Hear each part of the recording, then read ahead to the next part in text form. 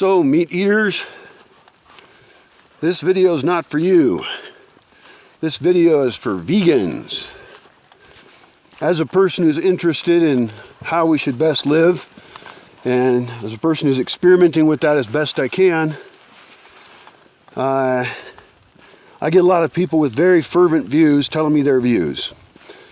And there's two kinds of vegans. More than two, but the big categories for me are the vegans who have such a problem with the fact that I allow any eating of meat, or that I've raised chickens, that I have bees, and that I have raised rabbits. And some of them have the response to that I should die and have my neck wrung, and this is all internet death threat bullshit. And I guess I would include in with them people who are so vegan that it affects their ability to relate with other people at all who aren't vegan. And I've had that happen where somebody said, "Oh yeah, I'll help the Bosque." "Oh, I didn't realize you eat meat there," because we have a vegetarian diet primarily. And therefore I won't have anything to do with you. Which is a shame. I suppose there's people who lose their friendships, really, because they're too annoying to their meat-eating friends. Those kind of vegans, this video is not for them. I'm looking for people who are making rational choices in their life and who are trying to eat better and healthier. And I want them to see, in this video, I want to explain why I do meat the way I do it here, and illustrate the way that I'm exploring values around the eating of meat and how we deal with animals and our health. Now, there are a lot of issues, so we'll start the video for you vegans who are just trying to be a good person, do good things, and don't have to be a total asshole about it. So let's start with you guys. First of all, I appreciate your life choices on your diet. I think being a vegan or vegetarian is a huge benefit. I actually have moved heavily in that direction myself. And I'll go through in detail the different areas and types of animal products and why I've made the decisions I've made. But I like that people are thinking about it. So I'm glad you're trying to be conscious. And of course, it's better for your health not to eat the way that many people eat. I personally don't think it's unhealthy to eat meat. But certainly you can easily have a very healthy plant-based diet that is no problem. As we go through the items and my thoughts here, I know that I'm going to say things that you want to be angry at or that you think could be better. Well, that's why I'm making a video, because I want to have the discussion about it. And so the people who say, "Shut up, don't think that," are not the people I'm interested in talking to. In fact, we could start off with a big criticism I have of vegans. You know what they are? They're tuber murderers. There's a great religion, not a very big one, called the Jains. I think that's how it's pronounced. I don't know. I've never met a Jain in my life. But I read a lot. Now, the Jains don't want to create any suffering in the world, therefore they don't want to kill things. That sounds good. I'm kind of anti-suffering if we can avoid it, although it's also part of life and death as it goes, so it's difficult. But I appreciate the fervor with which they try and do this. Some of them cover their face with a mask so they don't breathe in a bug, and they look at their feet all the time to make sure they don't kill anything. I try not to kill anything with my feet either, but I'm often looking at my feet because I might fall down. I'm walking on trails all the time. Jeez, it's not safe. Anyway, the Jains take it to the point of saying, "Hey, we do not want to eat plant matter, that we have to kill the plant to eat it." In other words, we're willing to cut the limbs off of the plant. We're willing to harvest leaves and things. We would not dig up a tuber. So that means, if I understand correctly, that would mean no potatoes. Although, who knows, maybe you could harvest like one potato off and not kill the plant. I don't know how they think about it. Carrots are out. Root vegetables, because you have to murder the plant to eat it. Now, I don't know that it's that nice to snip things off of plants either. That's pretty mean. But I'd say that any vehement vegetarian or vegan should remember that there's people harder core than you. And they could criticize you for being a tuber killer. And even cutting things off of things. I mean, what would happen if we raised an animal and then we cut pieces off of it sometimes? You know, and it hurt a lot. But then that grew back. It's kind of funny how we think about what forms of life we think are important and why. I mean, what's spirulina? I don't know, is that an animal or a plant? We're in a pretty intense cycle of living and dying. I deal with a lot of things on big levels, worldwide levels that I'm trying to think about. But of course, we got to decide what we do for ourselves. And I think making conscious eating decisions, I'm all in favor of. And I don't care where you end up on the eating. If you say you're a breatharian, that you only breathed to survive, I will not believe you. And you should stay away from me because you're going to annoy me in some other ways, probably too. So,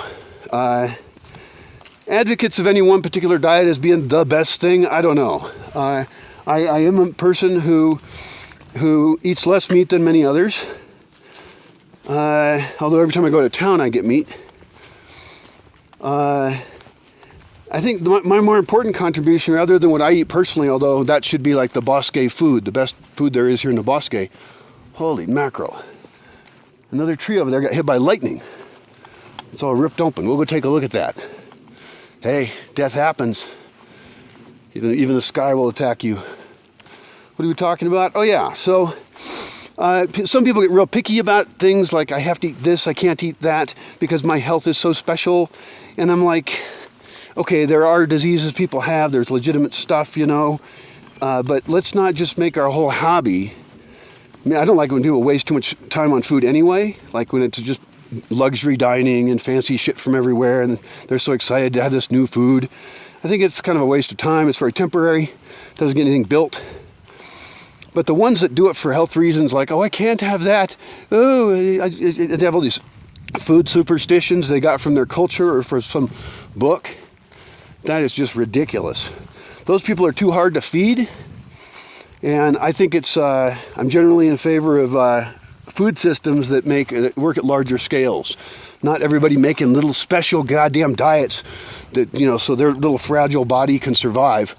I think that their fragile body would be fine if they would toughen up in a lot of cases. And I'm not saying anything against people with actual problems, and that's for you to figure out. But if you're a real picky person, you're going to slow things down. I don't want to be around you. If you have real health problems, I can't help you because I'm not a doctor. Holy mackerel, that tree is so fried. It's right over there. Totally murdered. I've never seen a tree get that murdered by a lightning. Up at the first of all, it's interesting. It's a dead tree. I don't have a lot of dead trees. It didn't just now die. Actually, there's still needles on it. I would have noticed this the other day. This had to have happened like last night. And I don't remember any super big storm. There is split wood from it way over here. This must have been spectacular. It's broken off at the top up there. It's shattered all down it. Wow. Yeah, the question was it dead or not before? We can tell by the wood. It was not dead. So that's like this just rapid death from the sky for that tree. Murdered, dead. Harshness. So let's go on the meat topics again. In the nature, that's actually a convenient example of death being all around us. We're going to die too. You know, no matter how well you take care of your body, no matter what diet you have, you're dead sometime. So, I don't know. I like people to eat pretty healthy because I like them to be mobile and fit. And I don't always eat the healthiest when there's nobody here right now. I'm alone, so I'm going to go over into town and I'm going to get a torta. More than one. I can eat one today and one tomorrow. More likely is one today and then one at 3 in the morning. And that has like processed meats in it. It's not healthy food. So I'm trying to design a system here in Bosque Village, define a cultural system that I don't naturally feel like following. But that's my contribution, is to try and define how can we eat better. For example, and this is a case where many vegans would likely agree with me. It is weird to drink milk. I mean, it's not that weird if you just have a glass of milk and you drink it. That's pretty common. But where that milk comes from is bizarre. We essentially, an animal has a baby, and then we keep that animal, that mother, in a state of constant lactation. It would be like doing that to a woman where you made her lactate just all the time, for like years. And it's just odd, I guess. I mean, milk is for babies. And I know that there's a lot of odd reasons why foods have come into vogue at different times or been banned in some way or not promoted. And a lot of those are based on a bunch of lies. They're based on lobbyists. They're based on ancient traditions that may not make any scientific sense at all, although a lot of ancient traditions make sense and they have a lot to offer. So, I mean, it's a tough one. I guess my primary problem is also I don't want to have to go milk something all the time. And one of the difficulties we have right now is that food's really cheap for people in places where labor is expensive and they're rich. And in some cases also we've been able to automate things in such ways that we can create kind of systems that would take too much human labor for us to want to do otherwise. Wealthy people don't think about that, generally. I do. I want to see more distributed systems. I want to see less oil-fueled systems. I want to see less systems where poorer people are doing all the labor so wealthier people get to benefit. And so when I think about what food we should eat, there's a lot of factors there. So for the Bosque, I think dairy is out. We could have goats, or we could have little burros, or I don't see any point in cows. Those miniature cows are so cute that they would be tempting. But that really changes how we think about animals if we're not going to milk them. So let's get rid of the milk. Unfortunately, it also does get rid of cheese. That totally sucks. And don't tell me that tofu cheese is cheese. Name it something else. I mean, you could call it tofu cheese, whatever, but it's really obvious to anyone who's had it, at least so far with me, that it sucks. Maybe it's still good, but don't call it cheese, because if I hear cheese and my expectations get up and I'm like, I'm going to eat some cheese now because I like cheese. And then I don't get cheese, I get tofu cheese. And so I feel like the word is lying to me, because it is. It's not cheese.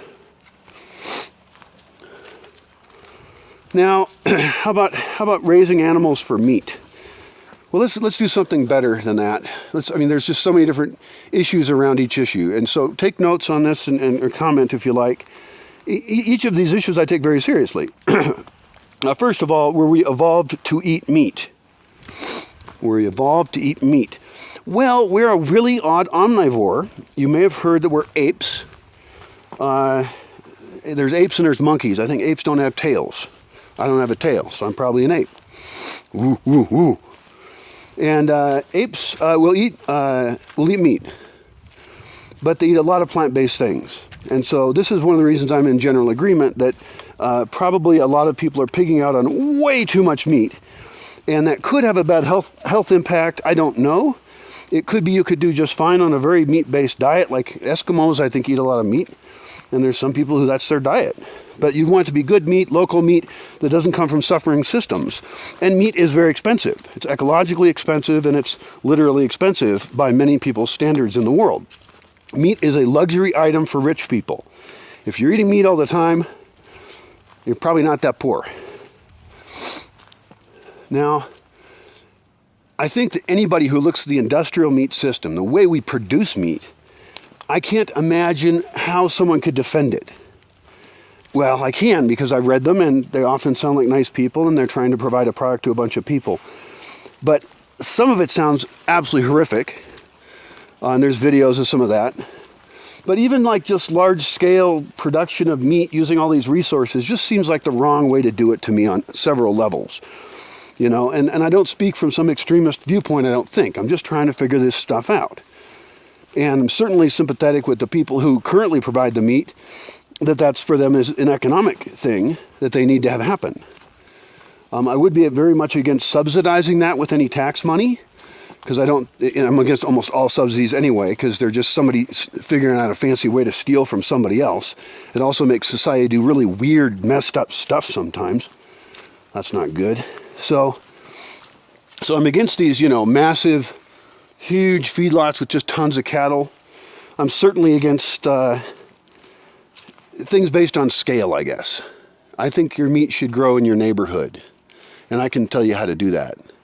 I think your meat should come from no more than 1 kilometer away from where you live. That's pretty tough in cities designed the way they are, but I also have a different design for how I think cities should work. So, local. Also, I think we can avoid, making animals suffer because we think it's cool for some reason. What is this? Foie gras something where you stuff food down a duck? I'm not an expert on each of these things. You can investigate all the different odd meats there are. But having animals suffer for our food seems like it's not a good idea. If you're going to kill something, kill it. Get it over with. Do it well. And then now you have the body of the animal to use, which hopefully you use for lots of great purposes and are really smart about it. That would be my preference. It's a treacherous trail. Talking about meat's a treacherous trail because it just triggers the hell out of people. I already made a different video telling people basically don't watch anything I make if you're so sensitive that it's going to damage you. If my words damage you and upset you so much, well, don't listen to me. Jeez, I'm just a guy doing, a tiny project with no real ability to change or affect your life in any way. If you're not enjoying me, turn me off. Anyway, so let's go back to, there's a lot of time to talk about with meat. So I would say one good example, well, there's a couple issues. One, the oceans, we're fishing out, okay? That is not sustainable. They used to be filled with life, and we've killed them. Now we have to work harder and have bigger nets, and it's just so wrong that I don't even buy seafood except for tuna fish, which I really like. And it's really easy. It's in a can. But overall, I'm almost like boycotting seafood, I guess. I'm also not a huge fan of most seafood, and often it's really expensive. And guess what? It's only going to get more expensive because we're going to run out of it. Sure, there'll be a little bit of animals hiding out somewhere, and maybe when nobody's trying to catch them right then, they won't go totally extinct. But stuff's already gone extinct. So I don't know. Sustainable ocean farming for humanity might be an interesting thing to look into, because when we fish out the whole, we damage the whole planet. We could throw the ocean off. It could stop producing oxygen, and we could all die. So it would be really great if we all boycotted seafood for 20 years while doing a lot of things to help out anyone involved in any part of the industry have other skills and other things that they can do, because we're talking about a lot of economics when we look at meat and meat systems, right? Now, in this case, they're taking it from everybody. The ocean is everybody's. They take it out, and we've destroyed our resource almost. The ocean could be a renewable resource, but there's limits to how much we can take out, and we're taking out too much, and we're murdering it. So we got to stop that. Now, actually, having the whole world boycott seafood is unrealistic since no one gives a shit. All I can do is my own choices. I can say this in a video. I can predict the future. I can say later, I told you so. But that's not really any great consolation if the ocean dies. Let's look at hunting. Hunting's a great one because the animals live cool lives, right? I suppose they do in the ocean too. So for most of its life, a deer might be out there prancing around. And if responsible hunters come along and they take out certain deer at certain times, because right now, if we've already taken out in some places the natural predators, then deer can actually overpopulate. And so we actually have the ability to sustainably hunt deer in some places. Now, I don't know about here. There are deer here. They're small. I think they're whitetails. And you don't see them a lot. And there's a few hunters. And there's probably some economic dynamic where the harder it is to get a deer, the less worth it is to go out and get them. And so the less hunters there become at that time. And I don't know if the population of the deer will ever go up. That's a problem. Because it is not a rich area. and it's usually going to be worth it to kill a deer. So that's a case where we'd want to make sure we don't over-harvest a particular thing. Now there's other animals you could hunt. You could hunt squirrels, and anybody who comes to Bosque Village is welcome to murder the shit out of a squirrel. No one's ever done it, and they'd be really hard to do. You could use a pellet gun without lead pellets. I don't want any lead pellets here. If you could kill a squirrel with a bow and arrow, I would think you were just cave person, primitive, awesome. Hi, I'm busy. That would be a feat of primal excellentness. And it's not that I don't like squirrels, by the way. You might say, why would you kill a squirrel if you talk like that? It's because they eat all of the fruit. Now, I would be okay with them eating some of the fruit from my fruit trees, but I'm saying they eat all of it. So anybody with any delusions about we should grow our own food might want to think about that you're going to have to kill something to protect your food. Now, I've seen other people write about things as far as gardening goes and what that kills, and that's also true that if you're eating anything that came from any monoculture system, that used to be a forest there. And what I'm seeing around here is we're losing forests that have real biodiversity of plants and animals both. And you kind of are causing an animal to suffer, maybe not an individual animal, but when you remove its habitat entirely. And almost all the food you eat doesn't come from some kind of food forest farm where there's like wildlife mixed in or anything. Nah, there's death all over the plants you're eating. So don't think nobody suffered, okay, when you eat a plant. And I'm not just talking about the plant, I'm talking about the political systems, the gasoline that got it there, the regulatory stuff, the taxation, the labor involved. That varies widely. Most people would not want to work in agriculture. Not in a way that wasn't industrial. It's hard work, and that's why people from here go up to the United States to work.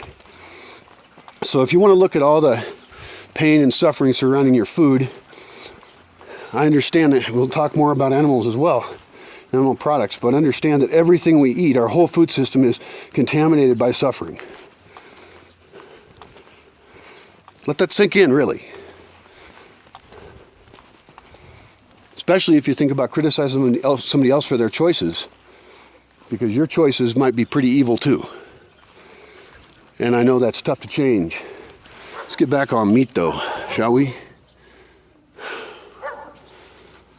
I guess I'll be a dork and walk around in town and talking into a camera. Why not? I'll hold it a little closer so I'm not shouting. I shouldn't shout anyway. So let's talk about something similar to hunting. We'll get right into rabbit raising. I raised rabbits. I had them in a big pen. They were super cute. And I learned how to take care of them in a way that I think is awesome. They make their own houses under the ground. They make their own tunnels in house. They have their own babies down there. Adios. Buenos dias. And so what they're living in is a kind of a enclosed space, and ideally it would be pretty big. Now that one was big enough for them. They overpopulated twice where I felt like they weren't happy.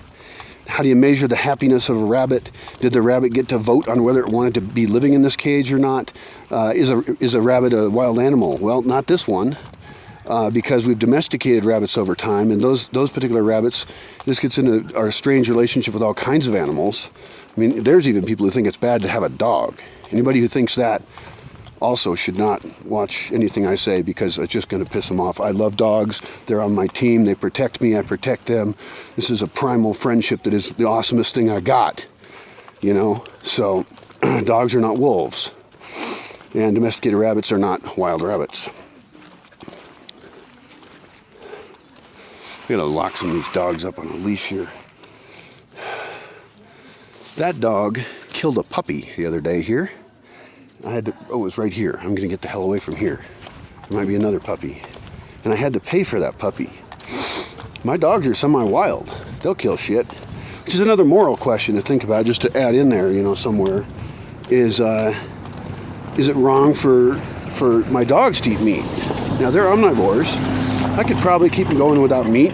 I could probably feed them a vegetarian diet. I don't know if you can do that with a cat. And there's obviously some animals that are clearly carnivores. And so are they morally evil for doing what they're doing? I do not think that they are. And humans, to get back to the evolutionary story, are omnivores. Now, apes eat small insects. I don't know if they eat rodents or not. I don't recall that they're real huge carnivores, although certain types of either monkeys or apes do have bigger incisors than us that sure as heck look like they're for ripping flesh. We have kind of a cow teeth and incisors too. So, but I don't even know if the whole argument matters that much. I mean, what we're evolved to do is not what we have to do. And this is both an argument for and against vegetarianism. It doesn't matter how we're evolved. We can choose what we're going to eat now. So even if we ate meat before, we could actually choose to not to. That would be pro-vegetarian, I suppose. And certainly I would like meat eaters to understand they don't have to have meat. A lot of people are so rich that they have such an easy availability of meat that they think they always got to have some. That's just bullshit. So rabbits are sort of like hunting, except that they're trapped in a space. Now, if they were trapped in so big a space that they had no idea that they were in it at all, then it would be like hunting to go kill them and eat them. They're very conveniently sized. They are very light on the land, so they're not like a hoofed animal that's stomping everything down. Although in some settings that could be good. There's, you know, grassland management and that kind of thing. Hola. ¿Vas a cocinar algo hoy? Okay. ¿Tortas? Okay, tal vez tres. Sí, gracias. Those tortas, those sandwiches I'm going to get are going to have meat in them, and I'm going to eat it. And that is meat that is not from a source I know. So one of my goals is to, in Bosque Village, be eating meat that I know where it came from, and preferably I raised it. So, what else on meat? Chickens. Chickens are another system in the Bosque Village that is related to meat. Chickens are evolved from red jungle fowl. You should know what they are if you want to have opinions about them. Hola, hola. Red jungle fowl come from Indonesia. Some of them apparently might have come from green jungle fowl. Seems like a little genetic testing is in order. But the chickens we have now don't exist in the wild. They would die. I have thought about trying to breed a chicken that could actually survive in this climate on its own. That would be very difficult to do because they like warmer spots. A lot of them have been bred to be big and fat, like mine are. I have Rhode Island Reds. So I'd want to pick a species that was cold hardy, some kind of a breed that can, you know, is known for being a little tougher, more independent. You know, maybe not so friendly even, because these, if I was to breed special Bosque free range chickens, they'd have to get tougher. Buenos dias. And it would be tough for them because there's a lot of stuff out there that want to kill them. There's stuff that wants to kill my chickens right now. I've got at the moment chickens, and I'm actually very pro-chicken. Rabbit's a step up, and I think there's a right scale to do rabbit at. I have a bunch of thoughts about how to do rabbits in great ways without cages and suffering, and you can tan the hides and everything. They're definitely being grown for meat. With the chickens, the focus is not on raising them for meat. I'm kind of think it's a waste to raise chickens for meat. Now, it's true that we've killed roosters and eaten them, and if a hen is old enough, eventually you kill her and you eat her. But the goal is to have them be producing eggs for you, and they also have a couple other great functions. One of them is that they get rid of all your organic waste. If you have chickens at the right scale in the right places, you will have zero organic waste. So that means you can get rid of all kinds of needs to have garbage collection or have composting systems. Those chickens will eat it, turn it into chicken shit. The chicken shit will compost rapidly. Now you've got awesome soil. Eggs are also as far as meat goes, an amazingly easy product. You don't have to kill something right away. Eventually everything gets killed, but it just sits there producing every day and a half or so. It gives you an egg. That's a prepackaged, high protein, mineral rich thing that if you eat 2 of those a day and then you eat vegetables, your meat needs are met. Now, I don't like industrial chicken raising. I think if you look into how the chickens are treated, you'll understand why the eggs are cheaper. But if we can have chickens cheaper closer to us, if they can eat our garbage, maybe a little extra stuff too, and give us eggs, then we can have a really decentralized meat system, protein system really, animal protein, that's convenient as heck. Those eggs can sit there outside the refrigerator for weeks, depending on your climate. I've eaten ones that are over a month old, no problem. Of course, your chicken should have enough space, and I'm not a perfect chicken farmer. I'm currently training my new dogs to not kill chickens. In fact, my puppies are in with the chickens right now. They don't really like it in there, but I lose a chicken or so a year to predators, and so those dogs could actually protect the chickens. Also, if I didn't have any dogs that wanted to kill them, all my other dogs want to kill the chickens. If I only had chicken-friendly dogs, then I could let those chickens run further distances, still worrying about wildlife, and they could be out there eating bugs and stuff, which is really what they want to be eating. I give them stuff like cracked corn. I give them oats and wheat. Wheat's a little more expensive, but an ideal thing would be if they would just go out and not in too much in one area. If I had a nice big chicken area for them to sleep at night and a fenced area around that, which I have now, then I could actually have little doors and let them out one side, and they could go out hunting for things, and then a different time let them go out another side to reduce their total impact on the land, because I don't want them to turn the land into just a pile of dirt.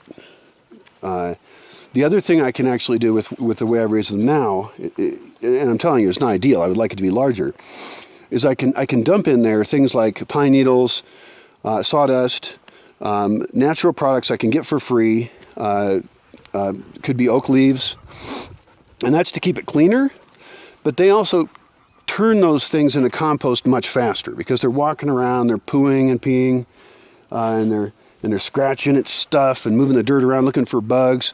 And so the more layer of mulch I can have in there, the better. And ideally I would have different sections where I can harvest one part over another at a given time. So I could put in some mulch really deep on part of it and be harvesting dirt on part of it, and kind of have a rotating way of dumping in new organic material. That's work there, and it's really just to get soil and to keep them clean. So it is worth it, but it's one of the real costs then of having an egg. I'm now selling eggs here in town, and unfortunately I can't compete with the industrial egg system.